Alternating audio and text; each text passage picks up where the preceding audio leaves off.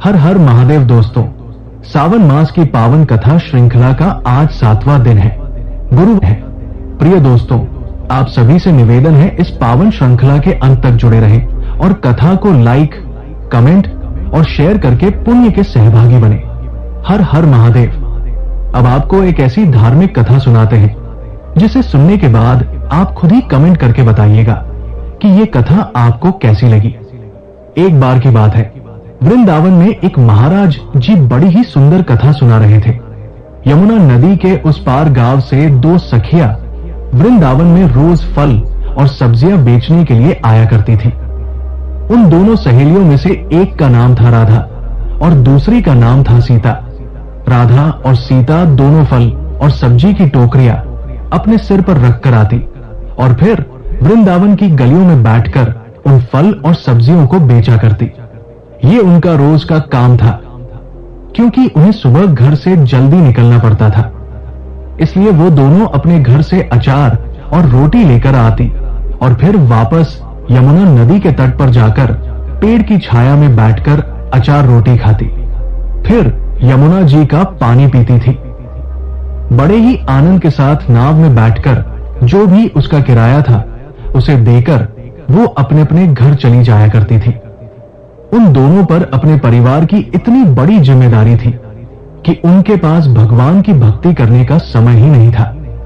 उन्हें पता ही नहीं था कि भक्ति क्या होती है, पूजा पाठ क्या होता है, क्योंकि उन्होंने कभी किया ही नहीं। उनके पास समय ही नहीं था। वो तो केवल अपना और अपने परिवार का पेट भरना जानती थी। वे दोनों बड़ी सरल थी और कभी झूठ नहीं बोलती थी। झूठ बोलना तो मानो उन्होंने अपने जीवन में सीखा ही नहीं था। छल कपट क्या होता है ये भी उन्हें नहीं आता था। राधा और सीता इस बात को समझती नहीं थी कि आखिर छल कपट क्या होता है, क्योंकि उन्होंने आज तक ना तो कभी एक दूसरे से और ना ही किसी और से कभी झूठ बोला था। जैसे वो मन से भीतर थी वैसे ही वो बाहर से भी थी। फिर एक दिन क्या हुआ कि वह दोनों सहेलियां सब्जी बेचने के लिए वृंदावन में आई। आज उनकी सब्जी हर दिन से जल्दी बिक गई।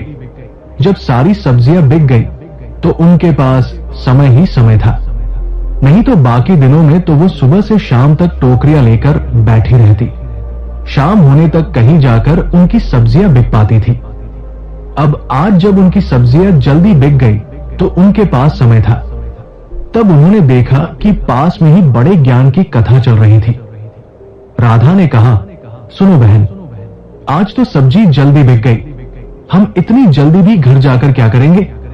तब तक महाराज जी कथा सुना रहे हैं, चलो हम भी कथा सुन लेते हैं। तब सीता ने कहा, बहन ये कथा क्या होती है? राधा बोली, बहन ये तो मुझे भी नहीं पता कि कथा क्या होती है, लेकिन सब लोग कहते हैं कि कथा हो रही है, तो चलो आज हम भी चलकर सुन ही लेंगे कि कथा क्या होती है। हम भी जान लेंगे कि कथा क्या होती है। अब राधा और सीता दोनों अपनी सब्जी की खाली टोकरियों को एक जगह पर रखकर कथा में चली गई। सबसे पीछे जाकर पांडाल में बैठ गई और दोनों बड़ी श्रद्धा से और बड़े मन के साथ कथा सुनने लगी। महाराज जी कथा में कह रहे थे कि जिसने कभी भगवान से प्रेम नहीं किया उनका जीवन तो बेकार है। जिनका प्रेम भगवान कृष्ण के चरणों में नहीं हुआ उनका जीवन तो सर्वथा बेकार है। और अगर आपने भगवान को नहीं देखा तो फिर क्या देखा? भगवान को नहीं पाया तो फिर क्या पाया? फिर कथा में आगे महाराज जी कहते हैं, भगवान को प्राप्त कर लेना ही जीव मात्र की, मनुष्य मात्र की सार्थकता है। कथा के बीच में से महाराज जी ने पूछा कि आपको पता है कि इस धरती पर आपका जन्म क्यों हुआ है? भगवान को पाने के लिए आप आए हो। भगवान को खोजने के लिए ही आपका जन्म इस धरती पर हुआ है, लेकिन यहां पर तो आप लोग केवल और केवल अपना पेट भरने में ही लगे रहते हो, बस पैसा इकट्ठा करने में लगे रहते हो। आप ये भूल जाते हो कि आपका इस धरती पर आने का उद्देश्य क्या था। जब महाराज जी ने इस तरह से कथा में समझाया तो राधा और सीता दोनों सहेलियां कथा से बड़ी प्रभावित हुई।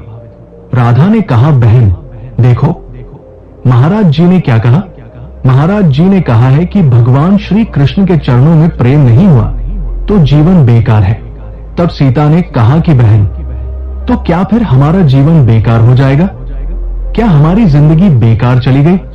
मंगला ने कहा, बहन, लगता तो ऐसा ही है। अब कथा चल रही थी।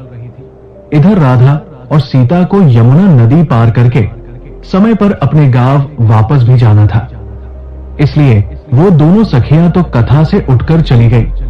लेकिन रास्ते भर दोनों सखियां यही चर्चा करती जा रही थी कि बहन, तू बता, क्या तूने कभी भगवान कृष्ण को देखा है? राधा भी अपनी सखी सीता की तरह बड़ी भोली भाली थी। वो कहने लगी, बहन, मैं तो हमेशा तेरे साथ रहती हूं, भला मैंने भगवान को कहां देखा? तब सुमंगला बोली कि चलो फिर तो हमें भगवान को देखना चाहिए। महाराज जी ने यह भी तो कहा है कि अगर भगवान को नहीं देखा और भगवान से प्रेम नहीं किया तो जीवन बेकार है। अब वे दोनों सखियां भगवान के बारे में कुछ तो जानती नहीं थी। ना उन्होंने कभी पूजा की, ना ही उन्होंने भगवान के स्वरूप को देखा। तो सीता बोली कि बहन, ये तो बताओ कि भगवान मिलेंगे कहां? राधा कहने लगी, मुझे लगता है कि भगवान साधु संतों के पास जरूर होंगे। तब तो वो साधु संतों के पास ही मिलेंगे। चलो उन्हीं के पास चलते हैं, उन्हीं को ढूंढते हैं। फिर दोनों सहेलियां बातें करती करती यमुना नदी के तट पर पहुंच गई और वहीं किनारे पर एक पेड़ की ठंडी ठंडी छांव में बैठकर उन्होंने साथ लाया अचार और रोटी खाया। खाते वक्त वे दोनों आपस में बस यही चर्चा कर रही थी कि हम तो तुच्छ प्राणी हैं, हम तो बड़े अभागे हैं, हमने तो आज तक भक्ति नहीं की, हमें तो आज तक भगवान के दर्शन ही नहीं हुए, हमें भगवान कहां मिलेंगे? उन्होंने कहा, साधुओं को भगवान जरूर मिलते होंगे। तभी यमुना नदी के किनारे पर एक महात्मा जी आ रहे थे। महात्मा जी पहुंचे तो उन्होंने अपना कमंडल और अपना झोला यमुना जी के तट पर रख दिया और एक दूसरे पेड़ की ठंडी ठंडी छांव में लेटकर आराम करने लगे। इसी बीच में उन्हें गहरी नींद आ गई। जब राधा और सीता ने उन्हें सोता हुआ देखा तो आपस में कहने लगी, सुनो बहन, ये महाराज जी हैं और इनका सामान भी यहां पर रखा हुआ है, फिर तो भगवान भी यहीं पर होंगे।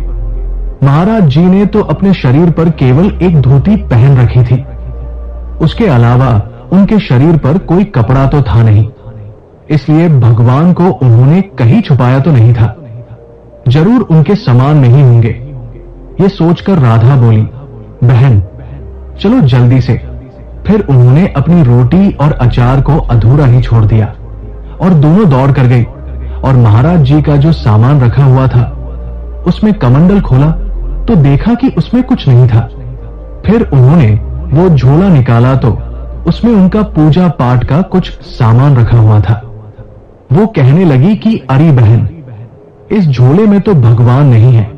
राधा बोली, देखो ध्यान से, भगवान तो महाराज जी के पास होते ही हैं, भगवान तो साधुओं के पास होते हैं, जरूर इनके पास भगवान होंगे, तुम्हें दिख नहीं रहे। अब वो दोनों सखियां इतनी भोली भाली, इतनी मासूम थी कि उन्हें यह भी नहीं पता कि भगवान कहां है। उन्हें तो बस ये पता था कि भगवान साधुओं के पास होते हैं, क्योंकि साधु ही भगवान की सच्ची भक्ति करते हैं और उन्हें कुछ कमाने की तो चिंता होती नहीं, जो मिल जाता है उसी को प्रेम से ग्रहण कर लेते हैं। अब उन महात्मा जी के पास से भगवान को ढूंढने के चक्कर में उन्होंने उन महात्मा जी का पूरा झोला ही उलट पुलट दिया, पूरे झोले को खाली कर दिया। जब झोले को पूरा खाली कर दिया तो उसमें से एक छोटा सा डिब्बा निकला।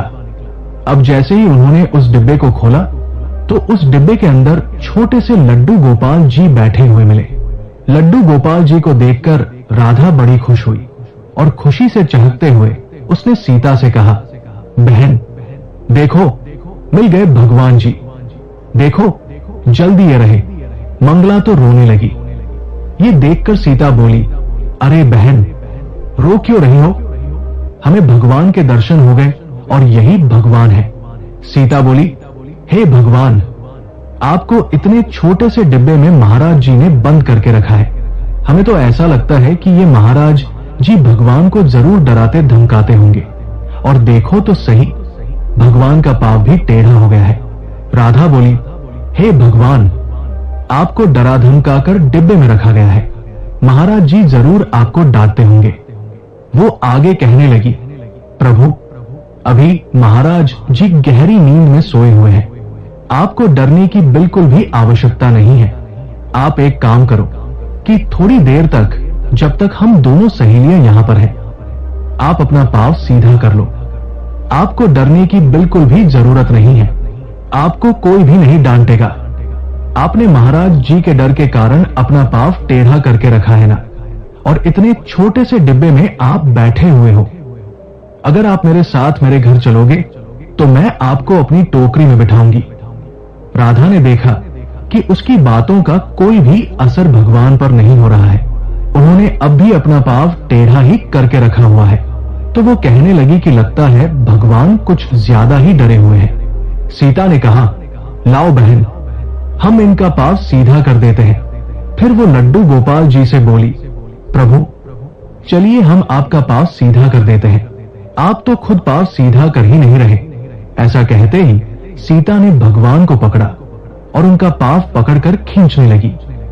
सीता ने जब लड्डू गोपाल जी का पांव पकड़कर खींचा और उनके पैर को सीधा किया और फिर कहा कि भगवान जी, आपको डरने की बिल्कुल भी जरूरत नहीं है। महाराज जी तो सो रहे हैं, तब तक आप अपना पांव सीधा कर लो। पता नहीं आपने कब से अपना पांव मोड़ कर रखा है। अगर आप पांव सीधा कर लोगे तो आपको भी अच्छा लगेगा। जब सीता ने उनका पांव सीधा किया तो भगवान उसकी सहजता और उसकी सरलता पर रीझ गए। ना जाने कौन से गुण पर दयानिधि रीझ जाते हैं। भगवान उस राधा और सीता की सरलता और मासूमता पर रीझ गए। वे उनकी सरल भक्ति से बड़े प्रसन्न हो गए। जब भगवान रीझे तो सीता ने पांव पकड़कर खींच लिया। अब लड्डू गोपाल जी ने अपना पांव सीधा कर लिया। अब एक पांव तो सीधा हो गया, लेकिन दूसरा पांव अब भी मुड़ा हुआ था। तो दूसरी सहेली ने उनका दूसरा मुड़ा हुआ पांव भी खींचा तो वो भी सीधा हो गया। अब तो भगवान छोटे से बड़े हो गए। जो पांव अभी तक टेढ़े थे वो पांव भी सीधे हो गए। राधा और सीता ने ठाकुर जी को खड़ा कर दिया और उनके पास जो अचार और रोटी बची हुई थी उसे खाने के बाद उन्होंने भगवान से कहा, प्रभु, हमें लगता है कि आप भूखे होंगे, आप खाना खा लीजिए। तो भगवान उनके प्रेम में रीझकर उनकी बची हुई बासी रोटी और अचार भी खाने लगे। लड्डू गोपाल जी का मुंह खुला और वे दोनों सखियां भगवान जी को बारी बारी से खिलाने लगी। भगवान उनकी तरफ देखकर मंद मंद मुस्कुराते भी जाते थे और खाना भी खाते जाते थे। राधा और सीता बड़े प्रेम से उन्हें खिला रही थी। तब तक महाराज जी की नींद खुल गई। उन्होंने देखा कि दो कन्याएं हमारे झूले के पास खड़ी हुई हैं। तो महाराज जी उठे और बोले कि अरे कौन हो, चोर हो क्या? तुम मेरे पास क्या चुराने आए हो? उन दोनों सहेलियों को अपने पास खड़ा देखकर महाराज जी तो जोर जोर से चिल्लाने लगे, चोर चोर, पकड़ो पकड़ो। अब राधा और सीता बोली, बहन भागो यहां से। फिर दोनों सखियां भगवान से बोली, भगवान जी ठीक है, हम जा रहे हैं, आपसे बाद में मिलेंगे। आपके दर्शन हमें दोबारा पता नहीं कब होंगे। ऐसा कहकर वे दोनों सहेलियां लड्डू गोपाल जी को वहीं छोड़कर अपनी अपनी टोकरियां उठाकर तुरंत भाग गई। अब तो महाराज जी बड़े गुस्से में आ गए। उन्होंने देखा कि उनके थैले का सामान तो सारा नीचे पड़ा हुआ था और उनका थैला दूर पड़ा हुआ था। उन्होंने अपने थैले को उठाया और महाराज जी ने सारा सामान वापस रखा। लड्डू गोपाल जी का डिब्बा देखा तो डिब्बा खुला हुआ था। लड्डू गोपाल जी उसमें से नदारद थे। उन्होंने देखा कि डिब्बा तो खुला पड़ा है, लेकिन भगवान नजर नहीं आ रहे। उन्होंने यहां वहां अपनी नजरें दौड़ाई तो देखा कि लड्डू गोपाल जी तो बालू रेत में पड़े हुए थे। अब जैसे ही महाराज जी ने अपने भगवान जी को डिब्बे में रखा तो भगवान डिब्बे में आए ही नहीं। अब डिब्बे से पांव बाहर निकले हुए थे। अब तो लड्डू गोपाल जी उस डिब्बे में आ ही नहीं रहे थे जिस डिब्बे में वो हमेशा रहते थे। फिर तब महाराज जी ने ध्यान से देखा कि लड्डू गोपाल जी के तो दोनों पांव सीधे थे, उससे पहले उनके पांव मुड़े हुए रहते थे। ये देखकर महाराज जी लड्डू गोपाल जी के चरणों में गिर पड़े और कहने लगे, प्रभु, ये आपकी क्या लीला है? तभी राधा ने दूर से आवाज लगाई, महाराज जी, भगवान को इतना डराना मत। आपने इन्हें डरा कर जो रखा था, ये टेढ़ा पाव करके बैठे हुए थे और हम दोनों सहेलियों ने इनके पाव को सीधा कर दिया है। अब उनके पाव टेढ़े मत करवाना, नहीं तो उन्हें कष्ट होगा। राधा दूर से ऐसा कहकर चली गई और वो साधु महाराज तो राधा और सीता को जाता देखता रहा। जब उन्हें कुछ स्मरण हुआ तो वो दूर से ही चिल्लाकर कहने लगे कि रुक जाओ बेटियों, रुक जाओ, मुझे अपने चरणों की धूल तो ले लेने दो। लेकिन राधा और सीता नहीं रुकी। वो दोनों सखियां चली गई, क्योंकि उन्हें ऐसा लग रहा था कि कहीं महाराज जी हमें पकड़कर हमें मार ना लगा दे। तब महाराज जी बोले, हे नाथ, मेरी तो सारी जिंदगी निकल गई, मेरी तो सारी उम्र निकल गई आपकी सेवा करते करते, लेकिन कभी आपका पाव मैं तो सीधा नहीं कर पाया, मैं तो कभी आपको भोग नहीं लगा पाया। और ये दोनों गांव की छोटी सी लड़कियां, इन्होंने तो आपको अचार और रोटी का भोग तक लगा दिया और उनके कहने से आपने भोग भी ग्रहण कर लिया, उनके कहने से अपने पाव भी सीधे कर लिए। तब महाराज जी भगवान के चरणों में गिरकर प्रणाम करते हुए कहने लगे, हे नाथ, मैं तो अभागा हूं, मैंने सिर्फ आपको अपनी झोली में रखकर केवल वजन ढोया है।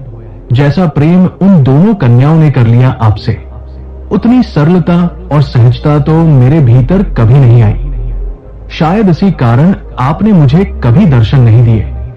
तो मित्रों, ये थी आज की कहानी। अगर भगवान को सच्चे मन से स्मरण किया जाए, सच्चे मन से निष्कपट भाव से भगवान की भक्ति की जाए, तो भगवान किसी ना किसी रूप में अपने भक्तों को दर्शन जरूर देते हैं। चलिए अब कथा में आगे बढ़ते हैं। देवी पार्वती ने भगवान शिव से कहा, हे महादेव, अब आप सोमनाथ जी की महिमा का यथावत वर्णन भी कर दीजिए। तब महादेव जी कहने लगे, हे देवी, हेमंत, शिशिर और वसंत ऋतुओं में सोमनाथ की यात्रा करनी चाहिए, या फिर जब कभी भी आपके पास धन हो, मन में यात्रा के लिए उत्साह हो या कोई पर्व आया हो, तभी वहां यात्रा की जा सकती है। श्रद्धा, भक्ति ही यात्रा का मुख्य कारण है। अपने घर में कोई नियम लेकर मन ही मन भगवान शिव को प्रणाम करें, फिर विधि पूर्वक श्राद्ध करके अपने गांव की परिक्रमा करें। इसके बाद मौन और एकाग्रचित होकर मन और इंद्रियों को वश में रखते हुए यात्रा के लिए निकले। काम, क्रोध, लोभ, मोह, ईर्ष्या, मार्थ्य और चपलता का त्याग करके मनुष्यों को वहां की यात्रा करनी चाहिए। तीर्थ यात्रा में यज्ञों से भी बढ़कर पुण्य होता है। हे महादेवी, सोमनाथ जी की यात्रा के सिवाय दूसरे किसी उपाय द्वारा सुगमता से स्वर्ग लोक की प्राप्ति नहीं होती। जो मनुष्य पवित्र श्रद्धा भाव से युक्त होकर सोमेश्वर की यात्रा करते हैं, वे मनुष्य कलयुग में धन्य है। जैसे समुद्र के समान दूसरा कोई जलाशय नहीं है, उसी प्रकार प्रभास क्षेत्र के समान अन्य कोई तीर्थ नहीं है जिसके हाथ, पैर और मन भली भांति वश में हो। जो विद्या, तप और कीर्ति से युक्त हो, वो तीर्थ के फल का भागी होता है। जो नियम से रहे, नियमित भोजन करे, स्नान और जप में तत्पर रहे तथा व्रत और उपवास करे, वो तीर्थ के फल का पूर्णतः भागी होता है। जो क्रोध रहित, सत्यवादी, दृढ़ता पूर्वक व्रत का पालन करने वाला तथा संपूर्ण प्राणियों के प्रति आत्मभाव रखने वाला है, वो तीर्थ के फल का भागी होता है। जो दरिद्र और धनहीन मनुष्य तीर्थ यात्रा में तत्पर होते हैं, उन्हें विशेष नियमों के बिना ही यज्ञ फल की प्राप्ति हो जाती है। सभी वर्णों और आश्रमों के लोगों को तीर्थ यात्रा फल देने वाली है। जो दूसरे किसी कार्य से तीर्थ में जाता है और वहां स्नान करता है, उसके लिए मुनियों ने स्नान के आधे फल की प्राप्ति बताई है। इस श्लोक में पैदल तीर्थ यात्रा करने को उत्तम तप माना गया है। किसी सवारी से यात्रा करने पर तीर्थ में स्नान मात्र का ही फल मिलता है, यात्रा का नहीं। हे देवी, जो मनुष्य अपने ही धन और अपने ही पैरों से तीर्थ यात्रा संपन्न करते हैं, उन्हें चौगुने पुण्य की प्राप्ति होती है। इंद्रियों को वश में रखते हुए भिक्षा में मिले हुए भोजन से जो तीर्थ यात्रा करते हैं, वे 10 गुना पुण्य फल प्राप्त करते हैं। छाता और जूता धारण न करके भिक्षा में मिले हुए भोजन और इंद्रिय संयम पूर्वक तीर्थ यात्रा करने वाला ब्राह्मण भयंकर से भी भयंकर पापों से मुक्त हो जाता है। दान ग्रहण न करने वाले मनुष्य की यात्रा 10 गुना पुण्य देने वाली है। जो ब्राह्मण लोभवश क्षेत्र में दान की रुचि रखता है, उस दूषित हृदय वाले के लिए ना तो ये लोक सुखद होता है, ना परलोक ही। अगर शूद्र ब्राह्मण का वेश धारण करके तीर्थ में दान ग्रहण करता है, तो वो तत्काल तृण और काष्ठ के समान भस्म हो जाता है और नरक में गिर जाता है। इसलिए औरों की तो बात ही क्या है, ब्राह्मणों को भी थोड़ा भी प्रतिग्रह नहीं स्वीकार करना चाहिए। तीर्थ 2 प्रकार के होते हैं, कृत और अकृत। जो स्वकीय भाव से युक्त है, अर्थात जो अपने ही धन और अपने ही पैरों से यात्रा करते हैं, किसी सवारी का प्रयोग नहीं करते और अपने हृदय में उत्तम भाव रखता है, वही इन दोनों प्रकार के तीर्थों का संपूर्ण फल प्राप्त करता है। जो मनुष्य दूसरे के अन्न से जीविका चलाते हुए यात्रा करता है, वो उस तीर्थ यात्रा के संपूर्ण फल का 16वां भाग प्राप्त करता है। असमर्थ, अंध, पंगु और यावर अर्थात जो एक गांव से दूसरे गांव में रात भर डेरा डालते हुए सदा विचरता रहता है, उस साधु या फिर मुनि को यावर कहते हैं। जो दूसरों से अन्न लेने के लिए विवश है, उनका प्रतिग्रह दोष रहित माना गया है। जो तीर्थ सेवी मनुष्य ब्राह्मणों को स्नान की सुविधा तथा खान पान आदि देता है, वो तीर्थ जनित संपूर्ण फल को प्राप्त कर लेता है। इष्ट देव, गुरु और माता पिता को स्वेच्छा अनुसार पुण्य प्रदान करने वाला पुरुष 8 गुने फल का भागी होता है। स्नान, दान, तप, होम, स्वाध्याय, देव, पूजा आदि पुण्य कर्म का ही सर्वत्र दान होता है, पाप कर्म का नहीं। तीर्थ में जाकर पिता, माता, भाई, सुहृद तथा गुरु, जिसके उद्देश्य से भी मनुष्य गोता लगाता है, वो उस तीर्थ स्नान के पुण्य का द्वादशांश प्राप्त कर लेता है। इसलिए वेद के बल का भरोसा करके प्रतिग्रह अर्थात दान लेने में कभी रुचि न रखें। वेद बेचने वाले पुरुष का स्पर्श कर लेने पर स्नान करने का ही विधान है। राजा के दरबार में और विशेषतः तीर्थ और महातीर्थ में रहने वाले विद्वान को वेदों को कभी नहीं बेचना चाहिए। जो तीर्थ सेवी ब्राह्मण देने पर भी दान न ले, वही वास्तव में तीर्थ करता और अपने पूर्वजों को भी पवित्र कर देता है। कहीं और किया हुआ पाप भी तीर्थ में क्षीण हो जाता है, लेकिन तीर्थ में आकर किया गया पाप अन्य स्थानों में भी कभी नष्ट नहीं होता। तीर्थ सेवन करने वाला जो ब्राह्मण अत्यंत क्लेशग्रस्त होने पर भी किसी से दान नहीं लेता, सदा सत्य बोलता है, अपने मन को संयम में रखकर ध्यानस्थ रहता है, उसी के लिए तीर्थ उपकारक होता है। सतयुग में पुष्कर, त्रेता में नैमिषारण्य, द्वापर में कुरुक्षेत्र और कलयुग में प्रभास क्षेत्र मुख्य माना गया है। एक मनुष्य सहस्त्र युगों तक एक पैर से खड़ा होकर तपस्या करता है और दूसरा केवल प्रभास तीर्थ की यात्रा करता है, और ऐसे में दोनों का ही फल एक समान है। प्रभास तीर्थ में पहुंचकर मनुष्य सवारी छोड़ दे और अपने ही पैरों से पैदल चले, नाचते, हंसते, गाते और कीर्तन करते हुए सोमेश्वर देव के समीप जाए। वहां सबसे पहले जटाजूट धारी भगवान शिव का दर्शन करे। सोमनाथ जी के सम्मुख स्थित हुए उस पुरुष को देखकर पितर सदैव संतुष्ट होते हैं। पितामह हर्ष ध्वनि करते हैं और कहते हैं, हमारे वंश का सुपुत्र हमें तारने के लिए आया है। सोमनाथ जी के समीप जाकर पहले क्षौर कराएं, तीर्थ में उपवास करें। गंगा जी के समान कोई तीर्थ नहीं है, कृष्ण के समान दूसरी गति नहीं है, गायत्री के समान दूसरा जपनी मंत्र नहीं है, व्यारति होम के समान होम नहीं है, और तीर्थ में उपवास करने से बढ़कर और कोई ऐसा उपाय नहीं है जो पापियों के सब पापों को शांत करने वाला तथा सत्पुरुषों को उनके अभीष्ट मनोरथों को देने वाला हो। देव स्थान में उपवास करने का विशेष विधान है। उपवास ही ब्राह्मण का श्रेष्ठ तप कहा गया है। छठे समय भोजन करना शूद्रों के लिए महान तप है।